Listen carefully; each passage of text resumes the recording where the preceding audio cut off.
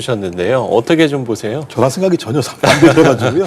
예. 저는 만장일치 결론이 날 거라고 생각이 들고요. 다른 건 모르더라도 탄핵 심판 같은 경우는 헌재 재판관들이 만장일치의 합의를 했을 때만이 국론이 분열되지 않을 가능성이 높습니다.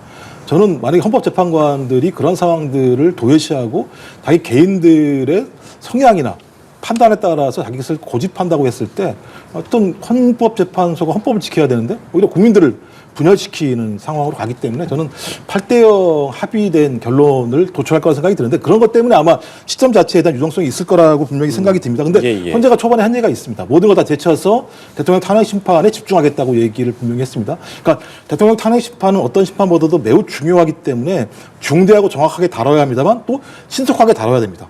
왜냐하면 신속성이 보장되지 않게 되면 대통령 거리 상태가 계속 지속이 되게 되고 권한대행 체제가 되기 때문에 국가가 매우 혼란스러운 상황들이 유지되는 측면들이 분명히 있습니다. 그래서 지난 노무현 전 대통령 같은 경우는 7회 정도의 변론을 거쳐서 14일 정도의 평일을 통해서 결정을 했었고 박근혜 전 대통령 같은 경우는 17회나 진행을 했었죠. 왜냐하면 거긴 15가지의 사건이 걸려 있었기 때문에 이 사건 하나하나에 대해서 평의를 통해서 다 하나하나 합의를 봐야 되는 측면이 있었기 때문에 좀 변론 기일이 많았었고 대신 이제 11일 만에 결정을 한 측면이 있습니다. 이번 같은 경우는 11차 변론을 거치게 되는데요.